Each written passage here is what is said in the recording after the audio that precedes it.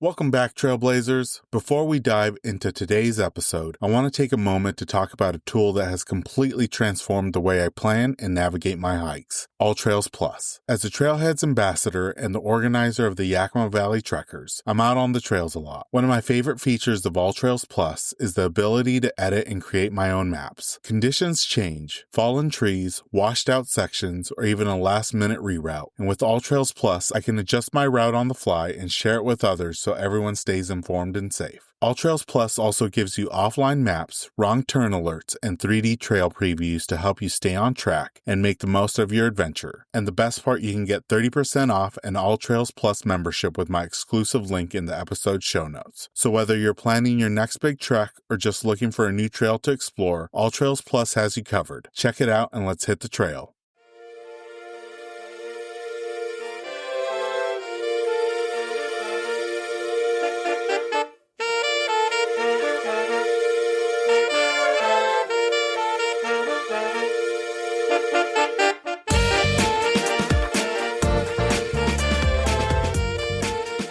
Welcome to the Season 13 of the Hikes and Mikes podcast. I'm your host, Ivan, and each week we're hitting the trail through conversations with extraordinary hikers from across the United States and beyond. Winter brings its own kind of magic to the outdoors. Quiet forests dusted in snow, frosty ridgelines glowing in soft morning light, and trails that ask us to slow down, bundle up, and move with intention. This season, I've had the privilege of sitting down with hikers whose stories reflect the same sense of resilience and wonder. From snow-covered summit pushes and cold weather camping lessons to mindful miles on peaceful winter trails, their voices remind us that adventure doesn't hibernate, it simply changes shape. So zip up your puffy, pour something warm into your mug, and get ready. Season 13 is here, and the conversations ahead are as bold, reflective, and inspiring as the winter landscape we love. In this episode of Hikes and Mikes, we're joined by Micah, geologist, educator, and museum manager for the City of Farmington in New Mexico, for a powerful and story-rich conversation about geology, wildlife, public lands, and what it truly means to understand the landscapes we hike through. Micah shares how his love for the outdoors began in Washington State, bivy camping on summits in the Olympics and Cascades with his father, planting the seeds for a lifelong passion that eventually carried him to Yellowstone National Park. Over 8 summers and 2 winters, Micah immersed himself in one of the most geologically dynamic places on Earth, becoming a part of the legendary world of geyser gazing, and eventually serving as the president of the Geyser Observation and Study Association, helping preserve over a century of geothermal data. We dive into unforgettable Yellowstone moments, including chasing the rare, explosive fan and mortar geyser system at sunset with his tight-knit crew, the Sput Brigade, and guiding a young girl to her first real-life wolves, when the Wapiti Lake Pack erupted into a valley-wide howl that brought everyone to tears. From there, Micah reflects on his time at Tonto Natural Bridge State Park and how learning to tell stories, not just share the facts, led him to his current role blending science, conservation, and community through museum and park education in New Mexico. We also talk about Micah's viral Wolfpack Instagram reel, the magic of shared discovery through a spotting scope, and why geology, wildlife, and public lands education are deeply intertwined. Without further ado, let's jump into this episode with our guest, Micah.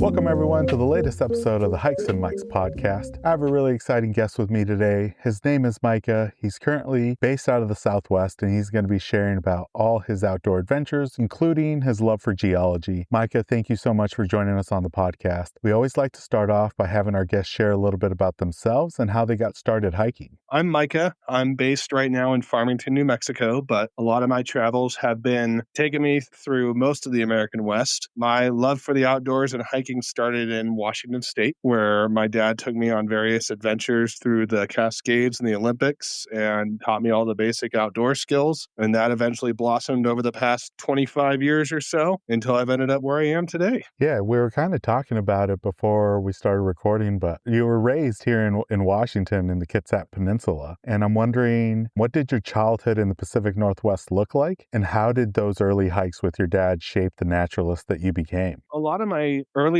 memories there in Washington, my dad he was never a big tent guy. So a lot of times he would hike me up to like the summits of Mount Townsend or Mount Zion there in the Olympics, or up somewhere in the Cascades by Mount Rainier, somewhere in the national forest lands. And he would literally just bring bivy sacks, and we would just set up there on these mountain peaks or in a meadow and sleep under the stars, and then wake up the next morning. And, he'd usually pack some Costco poppy seed muffin for me or something like that. And we'd be running around, and we'd be, looking at the gray jays and the marmots and listening for the whistles. And he just made that a routine that eventually I learned the basics and the skills, and I was able to start doing it on my own when I was in high school. And I really do point to him as the main kickstart for my passion for the outdoors these days. And I still enjoy the time that I get to go and hang out with him when he either comes and visits me or I go over there to Washington. I'm glad you mentioned bird watching, because I think I read that your first big passion was birds until geology stole the spotlight. Do you remember the moment, or maybe a specific place, when rocks officially became your main character?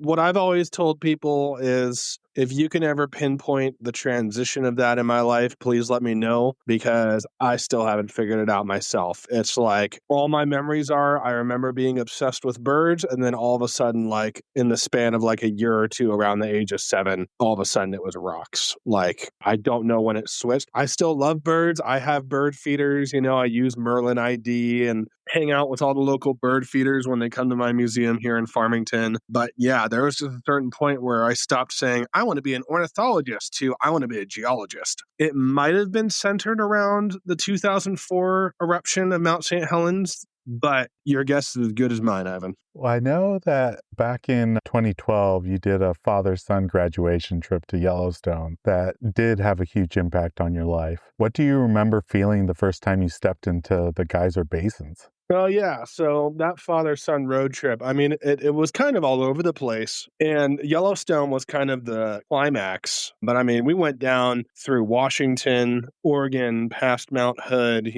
down to Newberry Volcano there by Bend, across the high plains to Idaho, to Craters on the Moon National Monument, which is still one of my top National Park Service sites to this day. That place is just absolutely stunning. And we ended up in Yellowstone. And I remember, like a month before we went on this trip, my dad had asked me where I wanted to go. And recently I had been on this ADHD hyper-focus bender I had discovered these videos on YouTube of geysers erupting in Yellowstone. And all of these videos, especially a lot of the big and rare geysers, had all these people running around with radios and notebooks and getting super excited and yelling. And I wanted to know what all that was about. So I kind of went to Yellowstone for the first time to find the geyser gazers, and kind of stumbled into the community in like my second day. And I just remember being struck by the sense of camaraderie and how welcoming they were. And in a huge cosmic stroke of irony, or maybe fate, the first geyser gazer, or one of the first geyser gazers that I met, was a man named David Monteith. And he was the president of the nonprofit that a lot of them are associated with, that we'll talk about in a bit, called GOSA. And he's the one that I ended up succeeding as president about 10 years later. So I just remember being struck by the community. And to this day, a lot of who I consider my core group of people are friends that I met in Yellowstone while I worked there. Yeah, and I'm wondering if you can kind of expand on it, because I've never heard the term geyser gazers. And for those that might not know what geyser gazers are, how would you describe it? The very simple way to put it is, geyser gazers are just people with an extreme passion for geysers. So the best way to describe it is, we'll take something a little more mainstream: storm chasers. Most of the people around the United States know Reed Timmer and these guys that go chasing around for these tornadoes and film them, and you could see them on YouTube. And, Twisters just came out where they kind of glorified those characters. Geyser gazers are storm chasers, just replace tornadoes with geysers. We do the same thing. We run around the basin with our notebooks and our stopwatches and timers, and we try to predict the unpredictable. Old Faithful is not the only geyser in the park. It's just the front and center cover page. There's over 1,500 features in Yellowstone that can erupt as a geyser. So you never know quite what you're going to get. And it's just a community of people that come together to watch these amazing features. And it's kind of like a box of chocolates. Everyone in the community is different. There's some people that, like me, I'm I'm a very data-oriented geyser gazer, so I love going out and actually recording the data, timing the eruption, seeing what patterns I can discern. Are some geysers related to each other? Do they affect each other? Some people do it for more of just the social aspect of it, of connecting with this community of people that are gathered together for this common passion. Others are photographers. You have your adrenaline junkies that run around just chasing the big flashy ones. You have your people that like to go hiking on the trails back and see the geysers that are kind of off the beaten track. It's just a mixed bag, but it's such an amazing community. And once you get into it, it really does put a kibosh on the phrase, once you've seen one geyser, you've seen them all. I've seen over 330 individual geysers erupt in Yellowstone National Park, and every single one of them is different. Yeah, you said 1,500 different features in the park. Yeah, and that's if you count every single little hole that's erupted. So, there are some features that have erupted once in the 250-year written history of Yellowstone and never been seen again. There are features like Old Faithful that received their name in the first official government expedition to Yellowstone in 1870, and it continues to this day. New geysers break out almost every year. Existing geysers go dormant. The only constant in Yellowstone, especially with geysers, is change. And Micah, you mentioned it already, but you joined the Geyser Observation and Study Association, and then 13 years later became the president. Can you share a little bit about what that role was and what keeps you so connected to geyser science? So the role of president, it wears a lot of different hats. So the mission of our nonprofit, we are a small nonprofit. We're not like Audubon or anything like that. We're a small motley crew. GOSA was founded in 1988, and the mission is to collect and disseminate information about geysers and other geothermal features in Yellowstone and around the world. So basically, just like the Audubon Society, we're sitting there and we are collecting this data in a format where it's available for the public and researchers. And so we have historical records that we've collected going back to the 1800s. For a while, we had data loggers on some of the geysers in the park that we financed, where we helped the geology department put data loggers on features so that we could see what they were doing using temperature without having to actually sit there and stare at the hole in the ground waiting for water to boil. Our main thing that we output is a newsletter called the Geyser Gazer Sput. And it's basically kind of a newsletter that summarizes the activity of the geysers in the park that's happening every 2 months. And then there's special articles describing maybe a little project that someone did or a new feature that broke out or doing a little spotlight on a member of the community. And I'm hoping to expand a little more because it's been slow the past few years, but I've got some big ideas and I've got a great team of a board of directors that helps me. And it's all volunteer based. When you have a nonprofit like that, that's all volunteer based, obviously life has other priorities. And so it's a slow process to get our dreams going, but we've taken some steps. We're going to take some bigger steps into the next year here. And we're just going to help increase people's knowledge and hopefully appreciation of geysers and how they could teach us about geology and even things in our modern world. And we'll be sure to put the link to GOSA in the episode show notes so people can check it out. Micah, you got to know Yellowstone really well because you ended up working about 8 summers and I believe it was 2 winters. Yeah, so I worked, hold on, I'm doing the mental math in my head. I worked the summers of 2013, 14, 15, took a 2-year break to get my geology degree from Central Washington University, came back for the summers of 18, 19, COVID-19 happened. And then the summer of 2021, I came back to work, which was my last summer. And then I also worked 2 winters, which was the winter of 2019 to 2020, and then 2020 to 2021. This is going to be a tough question because I bet there's a boatload of memories from those summer and winter working sessions. But is there a core memory that kind of sticks out from any of those seasons, whether it was geology based or maybe even wildlife based, because Yellowstone is known for its wildlife as well? I have a couple, standout memories. One of the ones that always brings a smile to my face, in my second summer working there in 2014, there was a group of us at the time, younger kids, that we were all geyser gazers. There was about 4 or 5 of us. We became known amongst the geyser gazing community as the Sput Brigade. Sput is a word in our community for a small little like sputtering vent. So since we were youngsters and we palled together around, we became known as the Sput Brigade. And that summer we were hyper focused on a geyser that's a big flashy geyser named Fan and Mortar. It's actually two different geysers, Fan and Mortar, that erupt simultaneously from about over a dozen different vents. It hits 150 feet high, lasts for 30 minutes. It's spectacular, but at its most active, it only erupts maybe every 3 to 5 days. And we had been chasing this geyser together all summer long.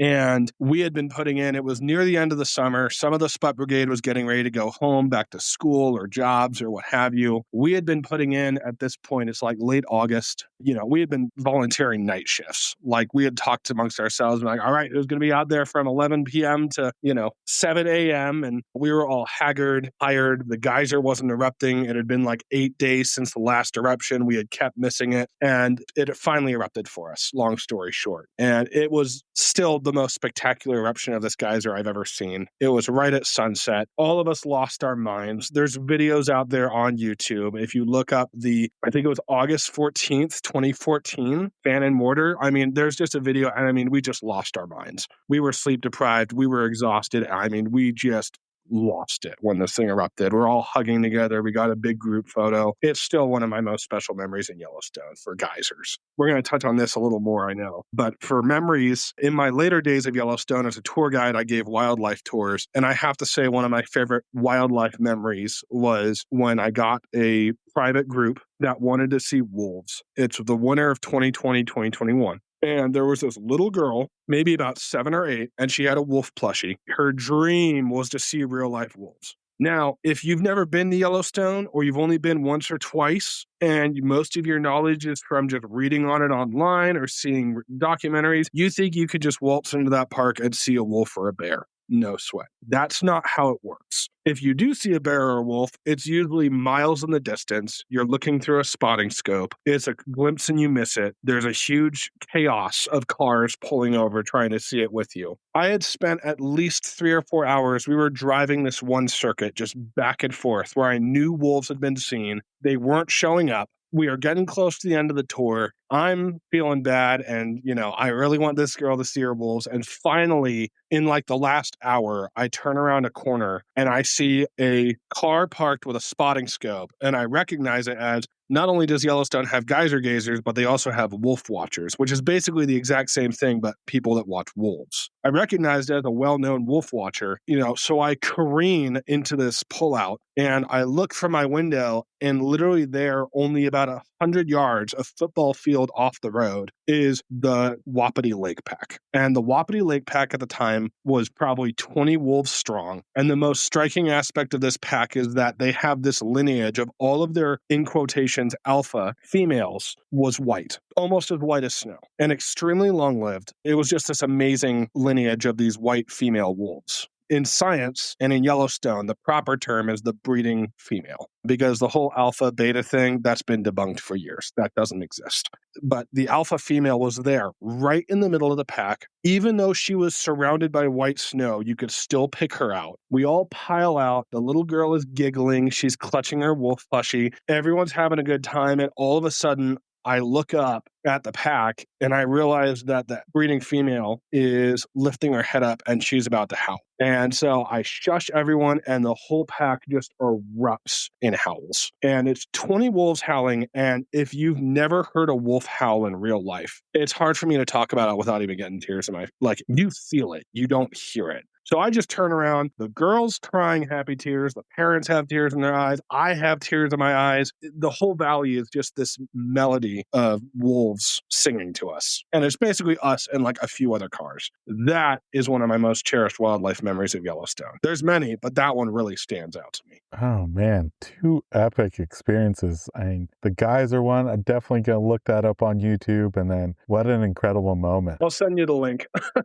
Appreciate it, Micah. Yeah, that wolf one, I can't imagine. Yeah, and I do believe I have a picture of when we saw the pack, and I'll try to get you that as well. And I got to ask, you did become a certified interpretive guide and you gave thematic tours across the park. What did interpretation teach you about people, storytelling, and how visitors connect with the landscape? God, my journey with interpretation actually started before I became an official certified interpretive guide in Yellowstone, and it's just my passion. So I first started dipping my toes into interpretation the same summer, 2014, where the Sput Brigade was hanging out. I fell in love with waterfalls. So I love water both going up and down. And so in between my time of Yellowstone seasons, back home in Washington, I started a project that was just an independent, not affiliated with school or anything, project called the Kitsap Waterfall Survey. And the Kitsap Waterfall Survey was just my little project that Kitsap County does have some, I don't know if they're officially mountains. One of them is called Green Mountain, but it's only 2,000 feet high, but it does have rocky terrain and permanent streams. So my goal of this project was to document every waterfall in Kitsap County that was over 10 feet in height. So I started a blog spot page and I took photos of everyone and I made these silly little write-ups. And that project caught the attention of some local nonprofits like the local stream stewards. And then it got picked up by the local newspaper. And eventually, before I knew it, people were asking me to give presentations on the survey. And to make a very long story short, my first ever public lecture talking about this project, I was expecting 20 people and 400 showed up. And eventually I was giving talks. I gave about half a dozen or more talks on the Kitsap Waterfall Survey, but I had crowds of up to 700 people. And that's where I really figured out I really like teaching people. And in Yellowstone, when I became a tour guide, I had the opportunity to get officially trained in it, which is through the Certified Interpretive Guide training. And watching people click when you're teaching them something about the outdoors is just so special. Whether it's you're giving a lecture in an auditorium or you're driving, like I was driving 40-foot buses around most of the time, there's something different about watching people experience nature. But then when you can help guide them to that next level of understanding and the appreciation that comes with it, it's just so stinking rewarding to this day. When I see people's faces light up because of something that I helped guide them to, especially these days, it's so important and it's so special. And yeah, I mean, I could go on and on, but it really taught me just how much I love.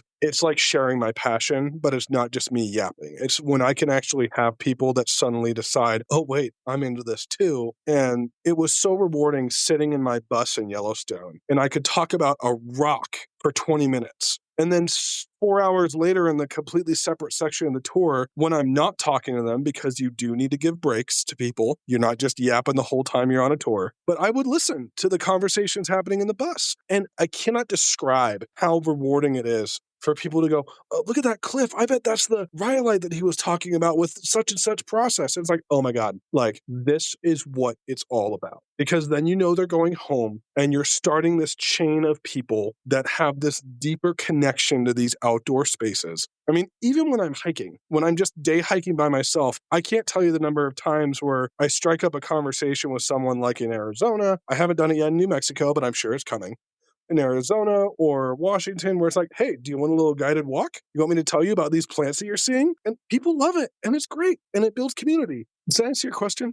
Oh, definitely. Yeah, there's been moments because, we kind of talked, Nick Center, who is a well-known geologist here in Washington State in the Pacific Northwest. He was your advisor, and being from Central Washington and exploring the channeled scablands, I can't tell you how many times in our group hikes where we come across some rock formation and we do ask ourselves out loud, I wonder what Nick would say about this, formation. And to have somebody like you be able to share that wealth of knowledge with folks is incredible. And I'm glad that, you're continuing to do that. And, I think we could talk about Yellowstone for the whole episode, but something that really caught my attention, Micah, is that you also spent time in Arizona, like you said. And I was there for about 2 years. It really blew me away. When I first moved there, I thought Arizona was just a desert, but it really does have just some unique ecosystems across the state. To this day, Flagstaff and northern Arizona is one of my favorite places to visit. What initially drew you to Arizona, and what did that transition teach you about working in a totally different ecosystem from Yellowstone?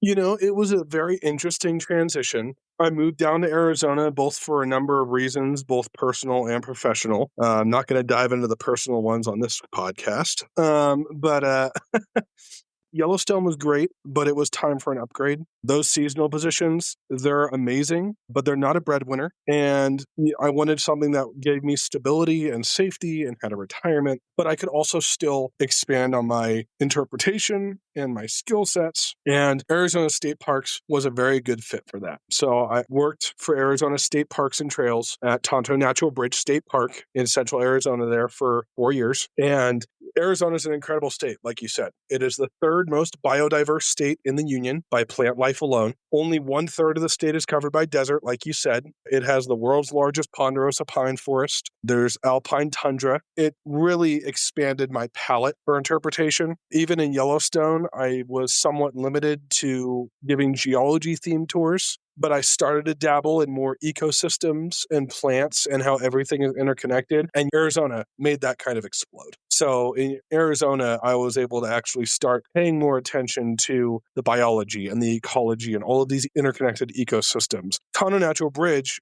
pretty on the nose because it was a bridge between all these different ecosystems. It's halfway between the desert and the forest. You have all of these different plants and animals interacting in this area. That's one of the most biodiverse places in the state of Arizona, which by itself is one of the most biodiverse places in America. And so I had to take that in as an interpreter and stop focusing so much on the rocks and start focusing on this interconnectedness. Not everyone's into rocks, so that also helped me connect with other bigger members of the community. I'm still good friends with the Arizona Native Plant Society, Tonto Basin chapter president, and other members. I made good connections with the Forest Service there. It was really just an evolution, not just of my professional career, but of my interpretation career, where I could expand on that knowledge and then use it to help expand other people's appreciation of these ecosystems, like in Arizona and now in New Mexico. Because New Mexico is fairly similar, but I'm still learning the ropes on some of the more local stuff here. And I got to ask you, because for me personally, my favorite state park, and outside of the national park system, because Arizona has some amazing national parks, Tonto Natural Bridge was one of my favorite places. And not necessarily because of the natural bridge, but because every time I went there, I saw new wildlife. I saw javelinas, I saw snakes, different types of birds. It was just a really unique place. And being there for 4 years, I'm wondering, what did that place give you both personally and professionally before you made the switch to New Mexico? I mean, personally, the Arizona chapter was probably my biggest growth period in terms of just, Yellowstone was kind of like being trapped in Narnia. When you work for that long in Yellowstone seasonally, there is a culture and a mindset around it where you somewhat lose track of what's happening outside the boundaries of the park. You have 3 hot meals provided to you. You're living in a dormitory. You don't have to worry about bills or adulting tasks or things like that. You're just kind of having fun the whole time. Arizona was kind of my first experience basically since graduating high school with the real world. And that had to come with a lot of growth and a lot of wrestling with personal stuff that, that's where I started going to therapy. That's where I was diagnosed with ADHD. And I did a lot of growth, and I'm proud of myself for that on the personal side. On the professional side, I networked. I gained new skills that I wouldn't have gained in Yellowstone. Like when I first became a park ranger in Arizona, I wasn't comfortable picking up power tools or, working a chainsaw or a weed whacker or doing all this heavy labor. I was used to driving around buses and yapping about wolves and geysers, right? I was a little out of my element. And as an Arizona State Park Ranger, you wear a lot of different hats where part of your job is maintaining the place that you're interpreting to people about. We don't have designated maintenance rangers like national parks do. You got to be willing to step up and put in the effort. And while it did take some time, I did learn those skills, and I'm thankful for that because now I manage my own park. And sometimes I can't wait for the city maintenance crew to do things. I got to go ahead and get out there and grab the weed whacker and knock down some of that stuff, or the paintbrush or the drill. And I'm very thankful that Arizona matured me and grew me as a person and as a professional, where without me even knowing it up to about 3 months ago, it set me up for the position I am in here now in New Mexico, where I'm a museum manager and a park manager. 4 years ago, I would have fainted if someone told me that. And the Arizona chapter really prepped me for that. And I'm going to look back at it fondly for that reason. You said that you recently made the move to New Mexico to step into that museum manager and educator role. How did that role kind of come about, and how was it making the leap from Arizona to New Mexico? The role came about on rolling the dice. because, again, I didn't really consider myself management material, but I was looking for other jobs that had still offered stability and I felt safe in. I had recently been pushed by people in my life to start looking for other avenues. I wanted to stay in the Intermountain West, so I was looking at places like New Mexico and a lot in Colorado because Colorado had started to draw me in. And so the transition was, when I got the second interview, I was stunned. And then I actually got the offer for the job on my way back from this year's visit to Yellowstone in September. On September 15th, I'm at cruise control at 80 miles an hour in Utah. And all of a sudden, HR from Farmington calls me and I have this oh crap moment because I realize I got a lot of work to do really quickly. I managed to find an apartment in 2 weeks, got accepted to it. My last day working as an Arizona State Park Ranger was October 24th. My dad flew in from Washington to help me move. And I moved to New Mexico on October 30th, and my first day as a museum manager was November 4th. It was a fast turnaround. Wow. No kidding. Yeah, so it's been the past month or so I still think my feet are trying to catch up with what I just hurled myself into. But, it's so rewarding already. I love this place. And I'm wondering, Micah, you've had all these incredible experiences with members of the community. And I think you've done a really great job in getting people to care about formation, forces, or maybe just features that they might otherwise overlook. What's been the key for you to get those people hooked into things that they might have not necessarily seen without a guide or a tour? I really think it comes down to I just usually let my passion go. People are curious. You use people's curiosity, especially with geysers, because people are drawn to passion. And I don't know, there's no trick or anything. I just start talking about them. You got to read people. That's part of being an interpreter. You can learn all this stuff, the interpreter's handbook, and you can learn about tangibles and intangibles and thematic tours and all of that. But all of that is useless if you don't read and understand your audience. There are people that come up to you in Yellowstone, and for example, with geysers, I have a filter system. If I'm sitting there at a geyser with a notebook, I literally can usually tell, based on the question they ask, if it's worth launching into an interpretive thing or not. There's a big difference between someone who comes up, swaggering up to you and goes, what you're looking at versus, excuse me, may I ask what you're looking at? What are you writing down there in your notebook? When you pick up on that, that's a big difference between giving the answer of, someone walks up to me and goes, how long you been sitting here? Long enough.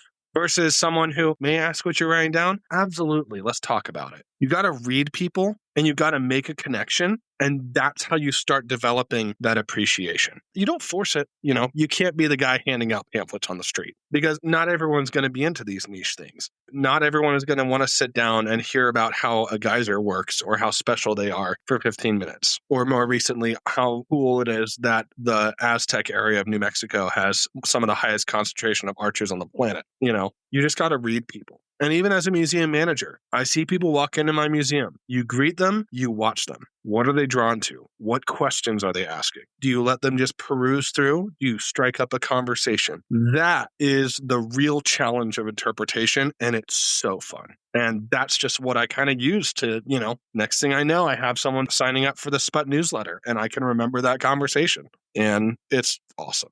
That's incredible, Micah. And yeah, I think for me, being like a member of the community, it really makes a huge impact when the tour guide or the person that's leading the tour has passion about what they're speaking. And it definitely plants seeds to I need to research a little bit more about this, or maybe after the tour going up to them and asking some follow-up questions. And I think you nailed it on the head. It's just reading the people, and some people are going to be curious and ask those questions where others, in the age of Instagram, will just want to take the pictures and call it a day. But I think it's really key to have somebody that's passionate, and clearly you have the passion for teaching and showing people incredible landscapes and experiences. And I think that's a huge part in what makes you so good at your job and your previous jobs as well. I have a lot of influences to thank for that. I was just thinking while you were talking there, I've seen that in practice through all the different people that have taught me, whether it be my trainer, Leslie Quinn in Yellowstone, who is an amazing public speaker. And I didn't get the chance outs earlier, but I got to do a shout out to Nick. If he listens to this podcast, he's going to roll his eyes because he's heard me praise him so many times at this point. But the man has a gift, and he enhanced my interpretation skills and practice long before I got the official training in Yellowstone. There's still mannerisms that I have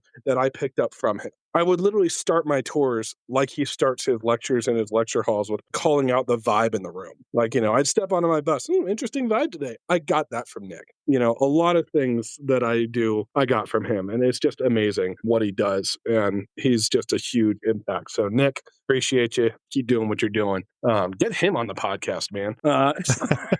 But yeah, no, it's special. I love what I do. I'm passionate about it. Yeah, it definitely comes through, Micah. And one of the last regular questions we do here on the podcast is doing a deep dive into our guest Instagram feed and highlighting a specific post or reel. And the one that stood out was your pack play post. That incredible moment watching a wolf pack interacting in the meadow. Can you walk us through that experience, what was happening that day, and what makes this particular wolf pack so legendary in Yellowstone? Yeah, so you're referring to the pack play reel that I posted on Instagram where you have all those wolves playing together in the meadow. That was luck. I was keeping my eye out for them that day. So I was on my way up from Old Faithful to the Norris Geyser Basin, which is another geyser basin there in Yellowstone, because there was a pair of very rare geysers active at Norris that was erupting every few days this year. And so every time I visit Yellowstone, because I don't work there for full summers anymore, I got to compartmentalize what I look for. So I try to see, okay, what's the rarest thing that's going right now and the special geyser event that's happening, and that's where I'm going to focus my energy.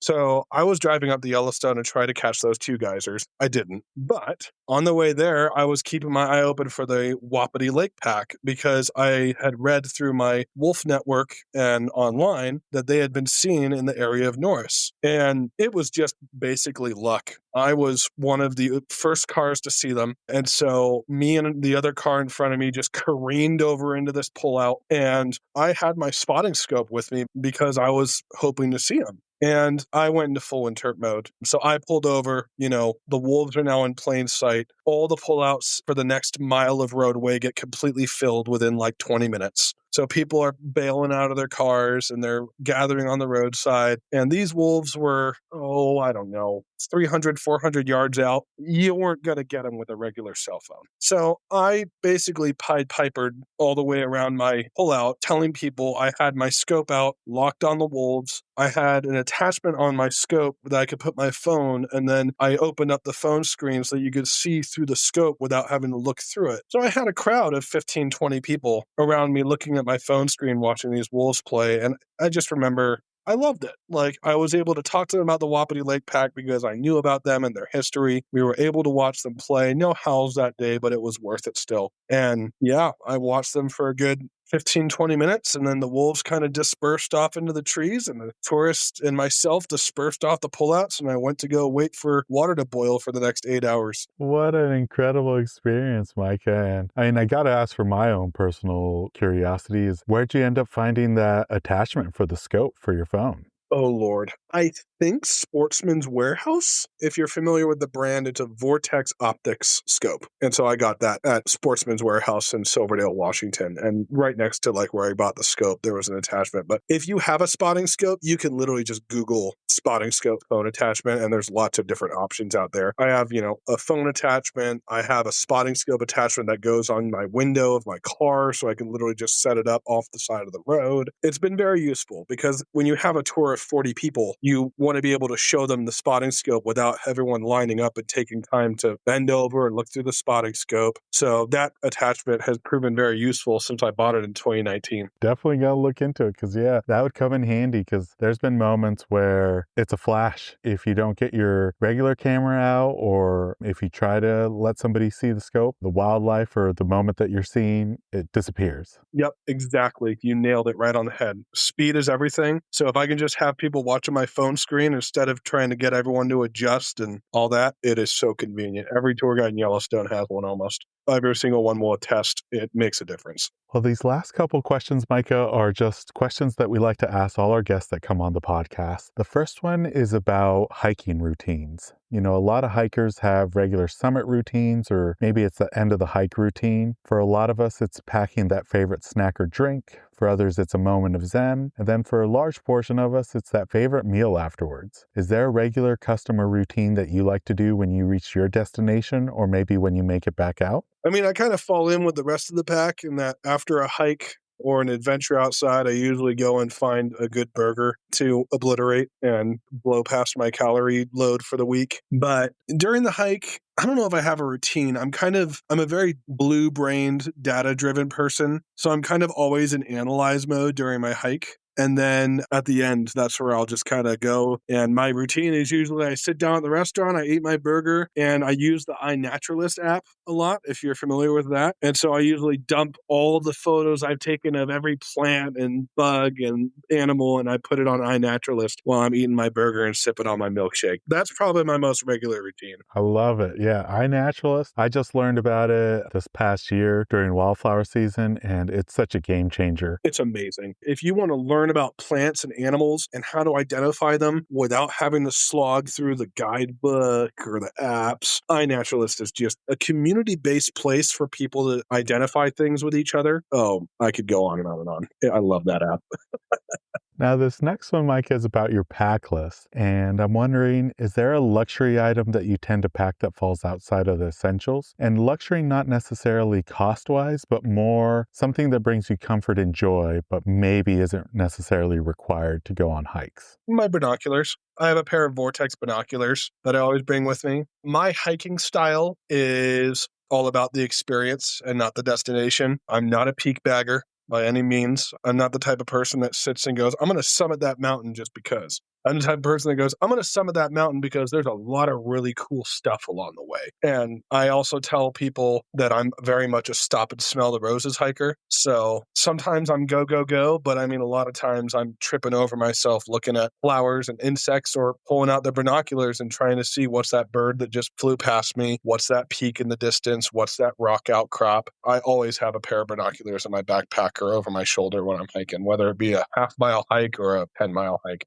Oh, I love that. That just reminds me that I need to add that to my pack list, because I'm lucky enough that some of my members always carry their binoculars on our group hikes, but it's nice to have just in case. You know, we kind of mentioned Hanford earlier on, and we went on a group hike recently, and being able to look through binoculars at the different buildings that remain from way back when and the reactors was something else to see, especially the wildlife in and around the National Monument. So definitely adding that to my list in 2026. If they gave an official 11th essential, I'd say optics. Now, this last one, Micah, is, we're recording this at the tail end of 2025. 2026 is right around the corner. Is there any hiking or travel goals that you have for the new year, or anything exciting on the horizon that we should look out for? I mean, my hiking goal is just, I'm going to try to hike every weekend all around Farmington and the Four Corners region. I usually hike elevationally, seasonally. So I'm very data oriented about it, where literally I have a list of hikes at a certain elevation. And when the average temperature of the 3 hottest cities in the region is below a certain temperature, I'm at that elevation. When it's above a certain temperature, I'm at another elevation. And when it's like at its hottest, that's when I'm like running around up at, subalpine levels. I try to hike with my heat tolerance. So I'm just going to be hiking all around and seeing everything I can, all the national parks, monuments, forests, you name it. In the local area right now, as you've probably seen from my recent posts, I'm kind of on this binge of hunting for natural arches and bridges around the Three Rivers and Farmington area. That's probably my short-term thing that I'm doing, is I'm just trying to see as many of those as I can. And the things you should look out for is I always try to add education to my posts. Add a little caption where I try to add a little nugget of information where you can learn about what I hike to.